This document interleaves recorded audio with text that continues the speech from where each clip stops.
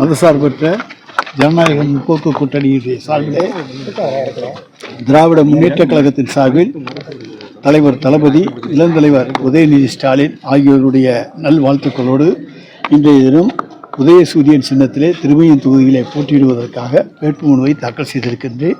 வெற்றி நிச்சயம். நீங்கள் களத்தில் வந்து ஒரு வாரத்துக்கு மேலே போயிட்டு இருக்கீங்க. களம் எப்படி சார்?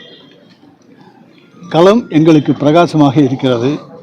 5 ஆண்டு காலத்திலே தலைவர் தளபதியினுடைய திராவிட மாடல் ஆட்சியிலே தமிழ்நாடு பெற்றிருக்கிற நன்மைகளை பொதுமக்கள் நன்றாக உணர்ந்திருக்கிறார்கள் என்பது நாங்கள் சென்றிருக்கிற இடமெல்லாம் கிடைக்கின்ற வரவேற்பை பொறுத்து நன்றாக எங்களுக்கு தெரிகிறது. எனவே இந்த ஆட்சியின் மீது எந்த விதமான ஆன்டி இன்கம்பன்சி எதுவுமே கிடையாது, வெறுப்பே கிடையாத ஒரு ஆட்சி. எனவே வெறுப்பில்லாத ஆட்சி வெற்றி பெறுவது உறுதி என்பது நாடறிந்த உண்மை. எனவே அந்த வகையிலேயும் எங்களுடைய தலைவர் தளபதியினுடைய சாதனைகளும் நிச்சயமான வெற்றியை எங்களுக்கு தரும். எதிர்க்கட்சிகள் பல்வேறு விமர்சனங்களை முன்வைக்கிறாங்க, அதெல்லாம் எப்படி நம்ம சமாளிக்க போகிறோம்? எதிர்க்கட்சிகளுடைய விமர்சனங்கள் எல்லாம் புஸ்வானங்கள், அது எல்லா மக்களுக்கும் தெரியும். தேர்தலுக்காக மக்கள்கிட்ட இன்றைக்கு அவர்கள் நடித்து கொண்டிருக்கிறார்கள், சிறந்த நடிகர்கள். அந்த நடிகர்களுடைய நடிப்பு திறமைக்கு வாழ்த்துக்கள். எடப்பாடி பழனிசாமி நம்ம பிரச்சாரம் பண்ணும்போது முன்னாள் முதலமைச்சர் கலைஞர் பற்றி ரொம்ப கடந்தாண்டு விமர்சனம் பண்ணுறதா ஒரு குற்றச்சாட்டு இருக்காங்க. அவர் முதலமைச்சராக இருந்தபோது நடந்ததா?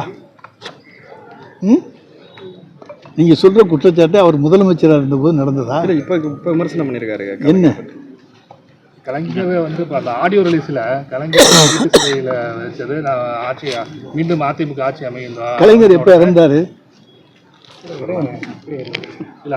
அதிமுக ஆட்சியில் தானே இறந்தாரு. அப்போ யாருங்க முதலமைச்சர்? எடப்பாடி பழனிசாமி முதலமைச்சர். அப்போ அவருக்கு ஆள தெரியல. ஆள தெரிஞ்சிருந்தா அன்னைக்கு அந்த எல்லாம் சொல்லியிருக்கலாம்ல. இன்றைக்கு 6 ஆண்டுகளுக்கு பிறகு புத்தனுக்கு ஞானோதயம் வந்தது போல இன்றைக்கு எடப்பாடிக்கு ஒரு ஞானோதயம் வந்திருக்கிறது. தலைவர் கலைஞரை வீட்டு சிறையிலே வைக்கக்கூடிய தைரியம் எந்த தமிழனுக்கும் கிடையாது, எந்த திராவிட முன்னேற்ற கழகத்துக்காரனும் கிடையாது, எந்த எதிர்கட்சிக்காரனுக்கும் கிடையாது.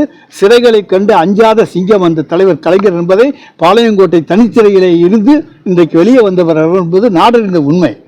எனவே அவரை சிறையில் வைச்சாங்கன்னு சொல்றது போல எடப்பாடி பழனிசாமியை போல ஆளத் தெரியாத ஒரு முட்டாள் இந்த உலகத்தில் இருந்திருப்பதற்கான வாய்ப்பே கிடையாது.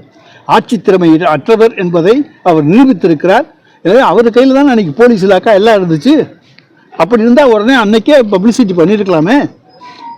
நான் அத்தனை பேரும் போய் கலைஞரை பார்த்து வருகிறார்கள், எதிர்க்கட்சி தலைவர்கள் பார்த்து வருகிறார்கள், டெல்லியிலிருந்து வருகிறவர்கள் பார்க்கிறார்கள். எல்லோரும் பார்க்கக்கூடிய தலைவராக கலைஞர் இருக்கிற பொழுது அவரை யார் வீட்டு சிறையில் வைக்க முடியும்? வைக்க வேண்டிய அவசியம் என்று இருக்கிறது. இதெல்லாம் எடப்பாடி பழனிசாமி இன்னைக்கு தேர்தலுக்காக புழுகிற புழு. இதையெல்லாம் மக்கள் நம்ப மாட்டார்கள். ஆனால் அவரை பற்றி புரிந்து கொள்வார்கள். அவர் சொல்லுகிற பொய்யிலே இருந்தே அவர் ஆளுகிற தன்மையை இழந்து விட்டார்.